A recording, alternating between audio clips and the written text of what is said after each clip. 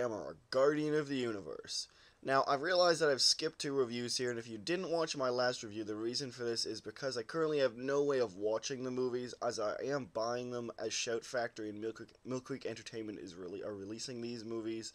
Shout Factory hasn't got around to releasing either the movies preceding Gamera vs. Giga, which is Gamera vs. Zygra, as well as the supposedly mostly compilation film, Gamera Super Monster. After Super Monster, there was a long break until the 90s, until his Gamera movie came out. So, this is the next one available by Mill Creek Entertainment. In fact, Mill Creek Entertainment only released the first two in the 90s Gamera trilogy, that being Guardian of the Universe as well as Attack of the Legion, on Blu-ray at the same time. For some reason, they left out Revenge of Iris. Revenge of Iris is coming out, but not until 2011. I will have a earlier review, though, more than likely, because I did order a copy online of the old ADV DVD. At any rate, this review is on Guardian of the Universe, and if you haven't seen this movie, you definitely need to go check it out. Now, to put it lightly, this is probably one of the best Gamera movies they've made. I will not say that it is my favorite Gamera movie, though. I know a lot of people say this is an instant monster movie classic, and while I might agree for context, it is quite a good movie. I still like Gamera vs. Baragon better. What can I say? I mean, don't get me wrong. This movie, probably the second best of what my opinion thus far. But at the same time, there's a lot of bits to it that it just didn't really click with me. You know, it didn't really elevate to that status where I need to declare it as something magnificent.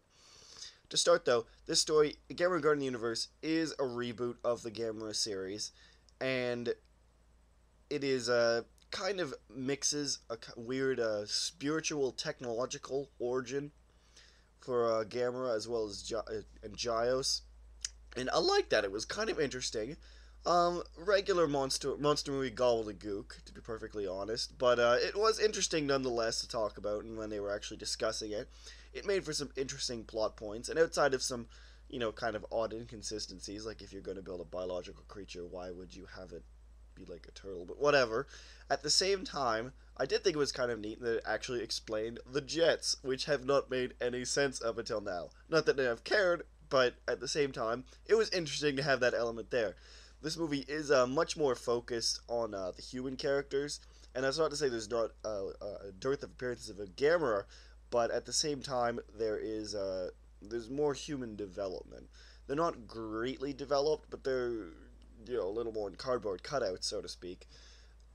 We do get the child coming back, but we also get, like full-grown male as well as the love interest, and we grow to like them over the course of the movie, which is saying something, because again, not exactly hugely developed characters in the giant monster movie genre, especially kaiju movies. It's kind of dicey. At any rate, though, they're more likable characters, and because of that, it's a more entertaining experience with this reboot because of the greater focus on human characters. We can actually stand them this time around. In other movies, especially in the Gamera franchise, the human characters are either detestable, if not detestable, just really boring, and you don't care about them. Just want Gamera to get back on the screen, like a lot of giant monster movies. But in this movie, human characters have something to say, and particularly, I've seen the next movie in the series, that's why I'm saying this, is that I like how characters carry through from this trilogy. It's going to be really interesting to see the end of this trilogy if they carry through the plot lines, but that's my next review. Overall, the story was pretty good for this. It had a nice build-up, a good 3-act structure, enough monster action combined with enough human drama to keep me interested, and I liked the backstory that they gave Gamera and all the monsters. It blended nicely with a sense of reality, as well as, again, with that kind of fantasy element that you associate with the genre. The effects is something I really do need to discuss in this movie, though. I apologize, guys, by the way, I have a cold, so the effects of this movie are really fantastic, though.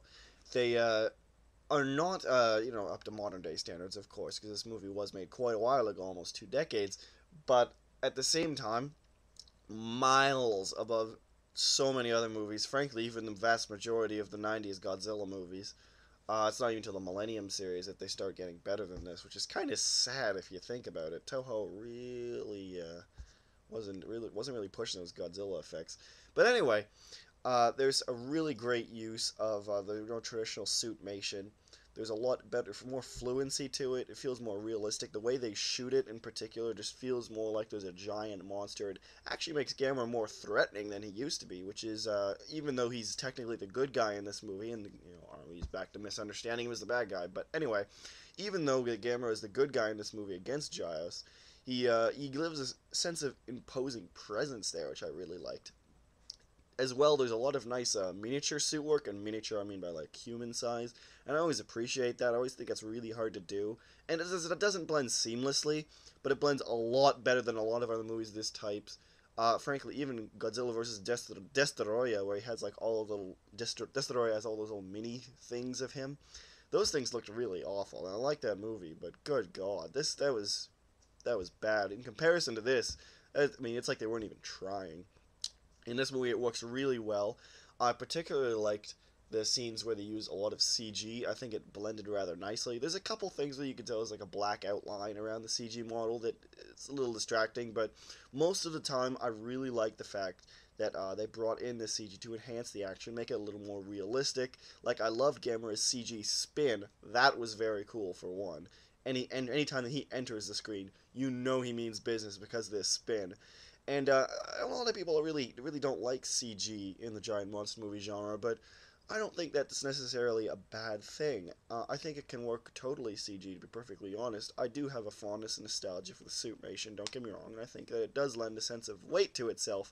But at the same time, I think that sense of weight can be accomplished elsewise. If anyone has seen Cloverfield, a more recent example, or better, even King Kong, really, not as giant a monster, but same kind of thing, where if it's done well enough, there's enough attention paid to it, then it really does feel like it has a presence, and it really does feel like there's a weight to it, which is really important in these giant monster movies, obviously, because you got to have a sense of their scale. But at any rate, that's a little off topic, but I think it's an interesting thing to be discussed, because I do think CG enhances it. I would maybe like the suits to be kept around for particular things, but I'm really don't have anything against more CG being incorporated as long as it's done well. As long as it's done well, because I don't want any of my new Gamera or Godzilla movie to look like fucking Yongari. That movie looks like a disaster, and that movie was made like a decade ago, which is pathetic. Anyway, the sound in this movie, actually something to talk about because I really enjoyed the soundtrack in this. It sounded very heroic. This is kind of copywriting others' thoughts, but or stealing other people's thoughts. But it sounded kind of heroic, so to speak. It's almost like they're treating Gamera like a superhero, and that was interesting. I really liked that. Like Gamera has always kind of been this heroic figure, at least in the last bunch of movies, and it's interesting to really finally find this reflecting that finally.